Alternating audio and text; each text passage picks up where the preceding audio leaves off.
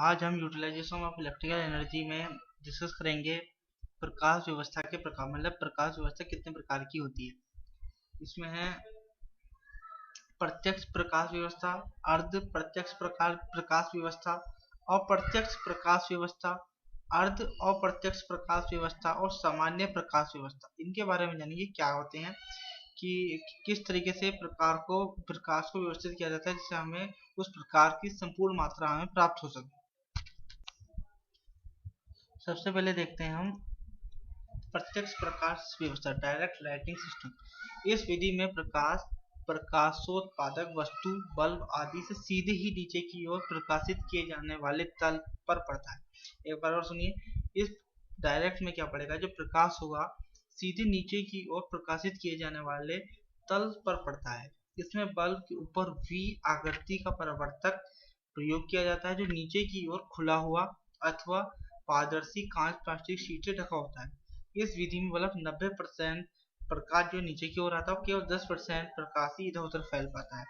यह विधि घरों तथा औद्योगिक प्रतिष्ठानों में प्रयोग में लाई जाती है। जैसे 7 का A, मतलब इसमें यह होगा कि अधिक से मैक्सिमम प्रकाश कहाँ है, नीचे की ओर आएगा। कहने का मतलब ये है हमारा, ठीक। अब देखो दूसरा देखते हैं अर्ध अप्रत्यक्ष प्रकाश व्यवस्था। ये क्या है, इस विधि में बल्ब के ऊपर यानी कि ये अर्ध अप्रत्यक्ष क्या है, ये इसमें क्या है, अनुसाकृति का परावर्तक प्रयोग किया जाता है और परावर्तक के नीचे की ओर अल्प पारदर्शी कांच प्लास्टिक का ढक्कन होता है जिसके द्वारा प्रकाश का 60% से 90% भाग नीचे की ओर फर्श पाता है। इस प्रकार की प्रकाश व्यवस्था में चमक या चोंद भी कम हो जाती है। इस विधि का उपयोग अधिक ऊंचाई वाले कक्षों में किया जाता है। जो अधिक ऊंचाई पे लगे होते हैं वहां किया जाता है, चोंद ना लगे ज्यादा, ठीक। और उसका कहाँ यूज किया जाता है, जहाँ पे हमारे घरों में जहाँ पे हमें बहुत तेज प्रकाश की आवश्यकता होती है। अप्रत्यक्ष प्रकाश व्यवस्था, अप्रत्यक्ष में क्या, इस विधि में बल्ब के नीचे एक अपारदर्शी तथा अर्धवृत्ताकार परावर्तक प्रयोग किया जाता है जो 90% जो प्रकाश के 90% भाग को ऊपर छत की ओर परावर्तित कर देता है। क्या करता है, 90% भाग छत की ओर परावर्तित कर देता है, ठीक है। अब करता है, छत प्रायः सफेद अथवा हल्के रंग वाली रखी जाती है जिससे परावर्तित होकर प्रकाश नीचे की ओर फर्श पर पड़ता है। यह विधि cinema hall, dancing hall, hotel में सजावटी कार्य के लिए प्रयोग में की जाती है। इसमें चमक व चोंद कम पैदा होती है और छाया पैदा नहीं होती है, ठीक है। तो ये किस तरीके से होगी, देखो ये किस तरीके से होगी, ये वाली अप्रत्यक्ष वाली, ठीक है, ये वाली होगी। और आगे देखते हैं कौन सी, अब अर्ध अप्रत्यक्ष प्रकाश व्यवस्था। इस विधि में बल्ब के नीचे की ओर लगाए गए अपारदर्शी एवं अर्ध परावर्तक के साथ ऊपर की ओर घिसे कांच का ढक्कन भी प्रयोग किया जाता है जिसके द्वारा प्रकाश का 60 से 90% भाग छत की ओर पहुंचता है और वहां से परिवर्तित होकर नीचे की ओर फर्श पर आता है। इस विधि में चमक या चौंध बहुत कम होती है और यह एक मंद प्रकाश व्यवस्था है जो कक्षों के आंतरिक सुंदरता बढ़ाने के प्रयोग में लाई जाती है। अब देखो ये किस तरीके से होगा, ये दिखा देते हैं 7 का। देखो ये क्या होगा, थोड़ा अर्ध यहाँ पर अर्ध बना दिया है, ठीक है, नीचे की तरफ, और थोड़ा प्रकाश ऊपर को जाए, सारा मतलब 60 से 90% प्रकाश ऊपर को जा रहा है और परिवर्तित होकर ठीक नीचे आ रहा है और कुछ परसेंट बाहर नीचे आ रहा है। इसमें क्या होगा, मैक्सिमम यानी 90% भाग ऊपर को जाएगा, ठीक है। इन दोनों में बस क्या अंतर है कि ये थोड़ा और मंद होगा। ये क्या कहते हैं, ये मॉल वालों में यूज करते हैं प्रकाश के लिए, ये किसके लिए करते हैं, क्या कहते हैं, सुंदरता दिखाने के लिए। अर्ध अप्रत्यक्ष, अर्ध अप्रत्यक्ष से पता चला कि थोड़ा आएगा, ठीक। अब सामान्य देख लो, डायग्राम देख लो पहले सामान्य का, ये है सामान्य वाला। अब देखो इसमें क्या होता है। इस विधि में बल्ब के ऊपर वृत्ताकार व घिसे कांच का फोil प्रयोग किया जाता है जिसके द्वारा प्रकाश छन का चारों ओर एक समान मात्रा में फैलता है। यह भी एक मंद प्रकाश व्यवस्था है और इसका उपयोग भवनों के मुख्य द्वार के खंभे पर उद्यान में सजावटी कार्यों में किया जाता है, ठीक है। ये आपने देखे होंगे, लगे कहीं गार्डन वार्डन में लगे होते हैं बेसिकली। लैंप के प्रकार कितने होते हैं, लैंप के, अब अभी ये प्रकाश व्यवस्था तो खत्म हो गया। अब हम आएंगे प्रकाश को व्यवस्था, जो जहाँ से प्रकाश उत्पन्न होता है उसके बारे में जानेंगे। लैंप के प्रकार, वैद्युत प्रकाश की व्यवस्था में प्रयोग किए जाने वाले लैंपों का वर्गीकरण निम्न प्रकार से किया जा सकता है। लैंप देखो, पहला है इनकैंडिसेंट लैंप यानी कि जो उद्दीप्त लैंप भी कहते हैं, जो कांच का आपने बेसिकली देखा होगा। इसमें दो तरीके के आते हैं, कार्बन फिलामेंट और धात्विक फिलामेंट। मतलब कार्बन का फिलामेंट हो सकता है या मेटेलिक फिलामेंट हो सकता है। मेटेलिक फिलामेंट में भी दो होते हैं, वैक्यूम होता है और ग्लास फील्ड लैंप होता है। ठीक, अब आता है गैस डिस्चार्ज का। इसमें कौन सा, सोडियम और मर्क्यूरी। सोडियम में एक होगा हाई प्रेशर सोडियम वेपर और एक फुल फ्लोरेसेंट लैंप और लो प्रेशर सोडियम। और मर्क्यूरी में क्या होगा, हाई प्रेशर वाला और क्या होगा, लो प्रेशर वाला। ठीक है, और फिर आता है नियॉन लैंप, फिर आता है नियॉन साइन लैंप। ये मतलब इस तरीके की वो करने के लिए होता है, जैसे नाम वाम लिख देते हैं, वो neon sign lamp. Carbon arc lamp होता है, carbon arc lamp. Other lamp कौन से, जैसे halogen lamp, compact fluorescent lamp, सजावटी डेकोरेशन लैंप। ठीक है, जो घरों को बेड के साइडों में रखे हुए होते हैं, वो डेकोरेशन लैंप के अंदर आते हैं। ठीक, अब इनके बारे में हमें पढ़ना है कि किस तरीके से इनकी डिजाइनिंग होती है, क्या है, क्या हिसाब किताब है इनका, कैसे बनते हैं, कौन कौन सा फिलामेंट यूज होता है, इनके बारे में हम सब जानेंगे। ठीक, सबसे पहले देखते हैं इनकैंडिसेंट लैंप।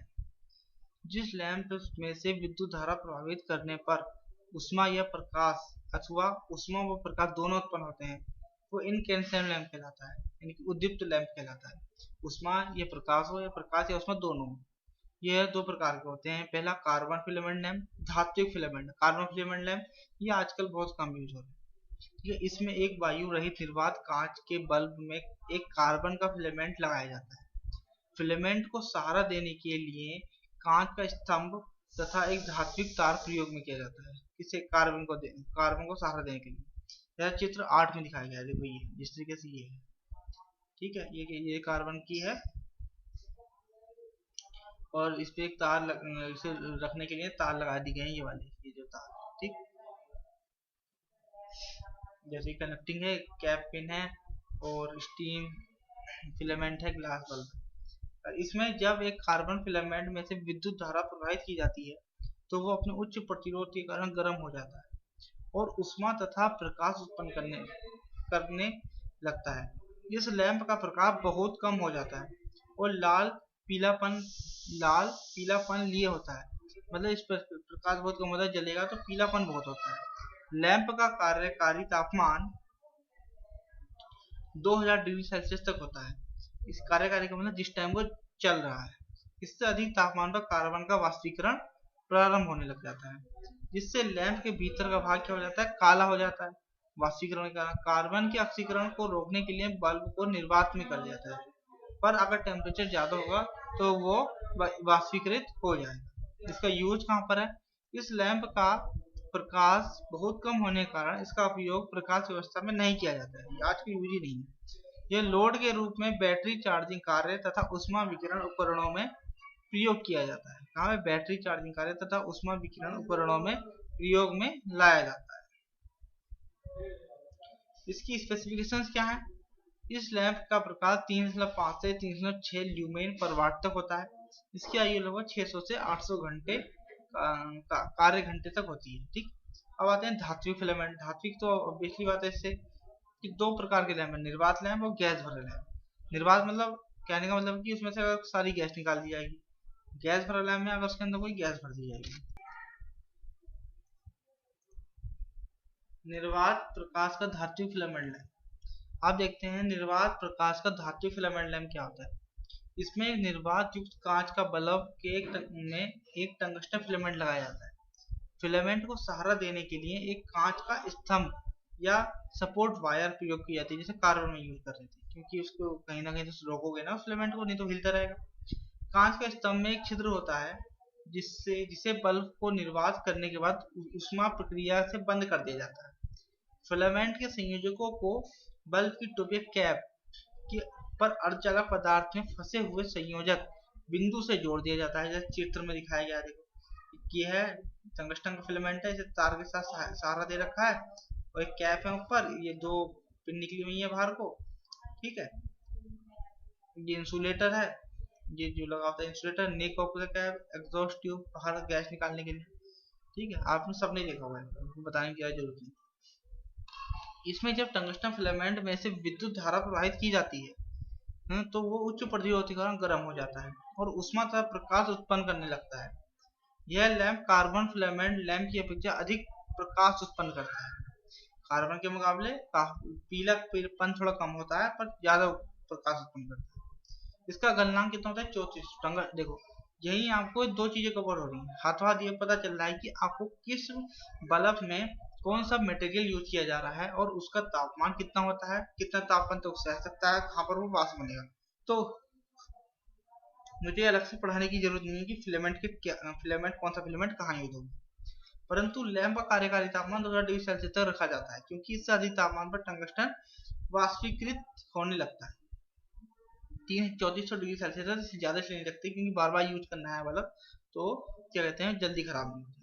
इसका विशिष्ट प्रतिरोध 60 माइक्रो ओम्स पर ओम सेंटीमीटर होता है। टंगस्टन का ऑक्सीकरण रोकने के लिए बल्ब को निर्वात कर दिया जाता है। ठीक है, ऑक्सीजन रोकने के लिए ऑक्सीजन की अनुपस्थिति में तो ऑक्सीजन ऑटोमेटिक रुक जाएगा। इसका उपयोग प्रकाश व्यवस्था से सजावटी कार्यों में किया जाता है, जहां इन्हें पिग्मी लैंप, कैंडल लैंप या नाइट लैंप कहा जाता है। विशिष्टताएं क्या हैं इनकी? इस लैंप का प्रकाश 8 से 10 लुमेन प्रति वाट होता है और इसका कार्यकारी आयु 700 से 750 घंटे से 850 घंटे तक होती है। यह लैंप घंटे मतलब इतने घंटे चलेगा। यह लैंप रहा 25 वाट तथा 250 वोल्ट 25 वाट तथा 250 वोल्ट तक बनाए जाते हैं। 25 वाट तथा 250 वोल्ट कौन से? वैक्यूम वाले, और गैस भरे से ज्यादा वाट के होते हैं। ठीक है, गैस भरा धातु फिलामेंट। अब देखते हैं गैस भरा, इसमें क्या है देखो, इस लैंप की संरचना निर्वात प्रकार के धातु फिलामेंट के समान होती है।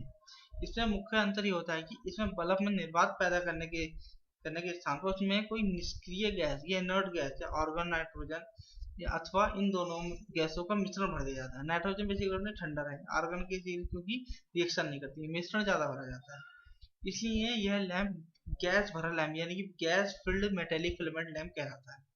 दूसरा अंतर यह है कि इसमें फिलामेंट तार की लंबाई अधिक रखी जाती है, परंतु बल्ब में स्थान कम होने पर फिलामेंट के तार को कॉइल के रूप में लपेटकर लगाया जाता है। ऐसे फिलामेंट को वाइंडिंग फिलामेंट, कॉइल फिलामेंट कहते हैं। इस प्रकार के फिलामेंट की संरचना इस तरीके से होती है, कई तरीके से मोड़ मोड़ के एक कुंडली सी बनाई जाती है और इससे ज्यादा टर्न्स होते हैं। ठीक है, इस फिलामेंट की संरचना ये है, डायग्राम में देख रखते हैं आप ये वाली। ठीक है, फिलामेंट निर्माण के लिए टंगस्टन धातु का ही प्रयोग किया जाता है क्योंकि इसका गलनांक बहुत ज्यादा है।